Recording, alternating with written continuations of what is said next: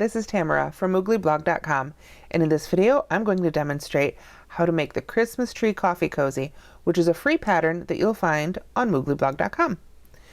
To make this pattern, you'll need worsted or Aran weight yarn, a US eye hook, which is a 5.5 millimeter, and buttons of your choice. Here I have a Christmas tree coffee cozy fresh off the hook, just finished. You can tell it's curling up a little bit. Before I would give this as a gift, I would do some steam blocking where you get a nice hot iron and don't touch it to the project, but just hold an inch or so above and let it get nice and steamy and let it dry, and that would dry nice and flat. Let me show you how this is made. I am going to start with my green yarn and move the brown stuff out of the way here and move my buttons out of the way. I only need one button, by the way, for each coffee cozy. And I'm going to start by chaining 8. And the reason I'm going to chain 8 here is because that's how much I need to chain to make a loop that fits around my button. Now, assuming you're going to use different buttons than I am, you'll want to chain a loop that's big enough to get around your button. Not a whole lot more, not a whole lot less, obviously. Whatever fits around your button. So, okay, I've chained 8 and I'm going to slip stitch to the first chain to start working a loop here. And I'm actually not going to work into the ring other than this very first next stitch here. So I've got my ring, and that's the ring here at the top of the cozy.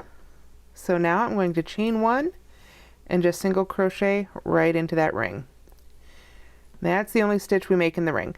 Now, next is the part that I think trips most people up. This coffee cozy is made using linked double crochet stitches, which are a different take on the double crochet, and this is what creates, let me pick this up again real quick here, this real solid fabric. It doesn't have the same holes around the posts that most double crochets do. If you cannot get the hang of the linked double crochets, you can go ahead and follow this pattern using regular double crochets. But let me show you how the linked doubles are made here. We're going to chain 3, and before I turn to work back into that single crochet we just finished, I'm going to go into the second stitch from the hook, and I like to go into the back loop here, which is why I do it before I turn. I'm going to insert my hook right there, yarn over, and pull up a loop. This is what we do instead of yarning over, because we're making linked doubles. And if you go to the blog post for this tutorial, I have a link to a linked double crochet tutorial specifically. So next I go into the top of that single crochet, pull up a loop, and work it just as a normal double crochet from there. Pull through 2, pull through 2. That's our first linked double. And that's we're going to count as the first stitch of the round. We don't count that chain 3 for this. Now I'm going to go into that bar right in the middle, pull up a loop, go back into the top of the single crochet, pull up a loop, and work it off as a normal double crochet. That's our second linked double. We're working all of these into that first stitch. This right here is row 2. So we're going to go into that one, pull up a loop, go back into the top of the single crochet, pull up a loop, and work it off. And that's the end of row 2. Now for row 3, we're going to go ahead and chain 3 because we're making linked doubles again. I am going to pull up some more yarn here to work with. Okay. I'm going to go into the back of that second chain from the hook, the middle one of the chain 3, pull up a loop. I'm getting caught on the yarn a little bit here. Let me try that one more time. There we are. Go in there, pull up a loop, and then I'm going to go into that very first stitch and finished my linked double crochet. Then I'm going to make a second linked double crochet right into that stitch. So go in that center bar, pull up a loop, go into the base of the stitch, pull up a loop. That's 2 linked double crochets in the first stitch. Then I'll work 1 linked double crochet in the next stitch,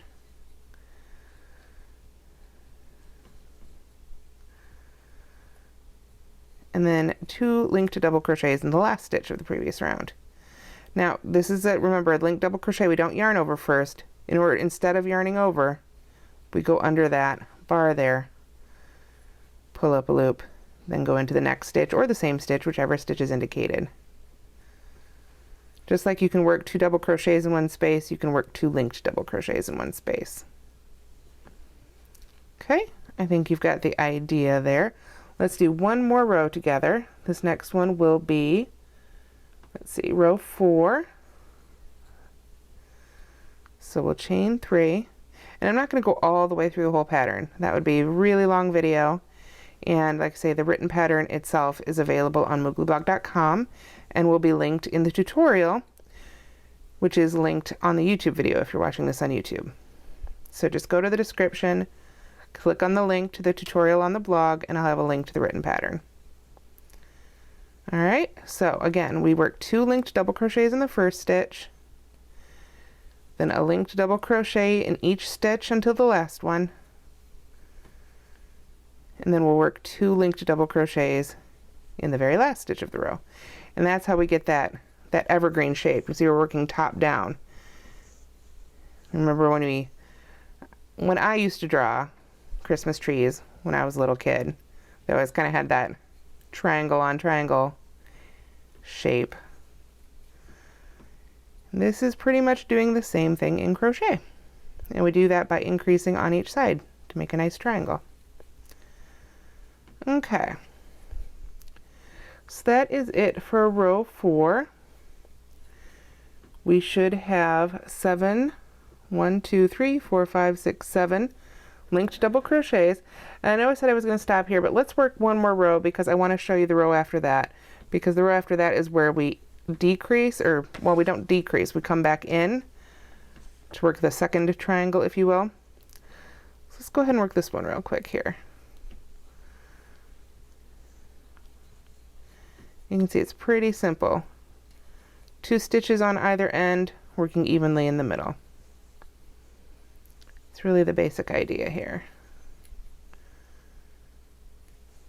And I want to tell you something interesting my friend Kim Guzman shared with me. If you can get the hang of these linked double crochets, you are well on your way towards Tunisian crochet. And I thought that was really interesting because I hadn't thought of it that way before, but it really is true. If you can do that, you can do Tunisian crochet. So after you finish this Christmas tree coffee cozy, if you want to give Tunisian a try, then you'll have the basic idea already down a little bit. Alright. We are at the last stitch of the previous row here, so we'll work 2 linked doubles right in there.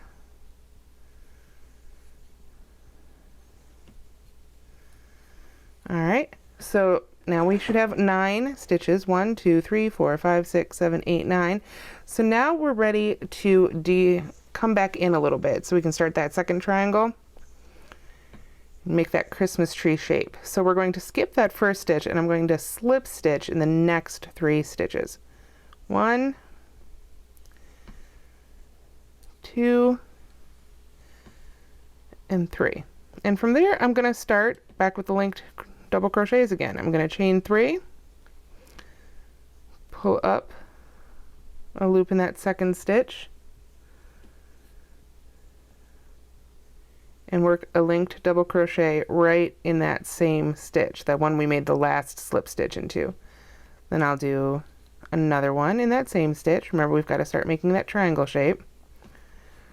So we've got 2 in there. Then I'll make 1 linked double in the next,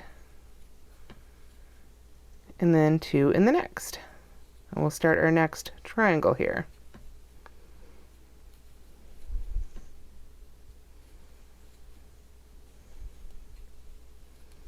Okay, so if I turn this right side up, you can see we've got our first top of the triangle here, and we're starting our second one. And the second one is pretty much the same thing. Remember, we're working this way, so it grows, then we slip stitch in. This one we don't slip stitch in as much, so we've got more to start with. And then finally, we end with row 13. We will have 13 linked double crochets all across. When you get to the end of row 13, you'll actually be working from this direction. You'll chain 1, and then you're going to work a single crochet edging all the way around. So that means when you get to the points, you'll probably work a couple extra stitches, maybe 3 on each point to get around. When you get to the indentations here, I like to work actually single crochet 2 together right in the corner there. It pulls it a little tighter and creates a better line. Then when you get up to the top, you've got that very top stitch here.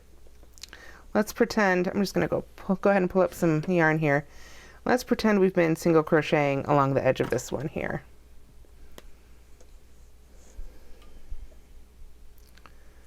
Let's see here. Just work a few single crochets here along the edge. Okay, so when I get to the top, normally if I were coming around this corner, I might work 3 single crochets here, but we've got this loop and we don't want to mess up our loop. So instead of working 3 single crochets on one side or the other, I'm going to work 1 on one side right at the base of the loop there. Okay, right there. I'm going to work the next one, and this is just the end that hasn't been woven in yet, so ignore that. The next one I'm going to go into the same space but come up in the middle of the loop. I'll work that single crochet there. Then I'm going to go back in that space and work on the other side of the loop. I'm working right to left, of course, because I'm right-handed. If you were left-handed, you'd be going the other way.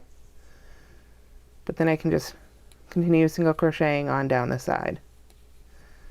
You get the idea.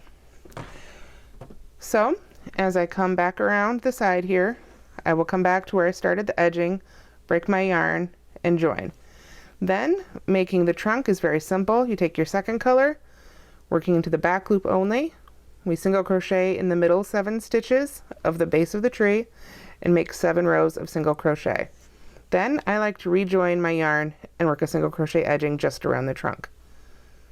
Sew the button on the end and you're all set. Let me show you here. I've got my coffee cup ready here. Make sure there's no coffee in it before you put the cozy on. Go ahead and wrap it around, and that loop at the top of the tree should just fit around the button. These pointy buttons are a little fiddly, so like I said, make sure you don't have coffee in here before you try and do this. There we go. And there we are. There we are, all set. Now, of course, I left mine just plain green and brown, but you can get creative, use sparkly buttons, use other buttons, decorate your tree, make it pink, make it white, add some garlands, some ornaments, whatever you like. It's all up to you. But that's all there is to making the Christmas tree coffee cozy. I hope this tutorial video has helped you out. If you like what you've seen, don't forget to subscribe to our channel, and thanks so much for watching.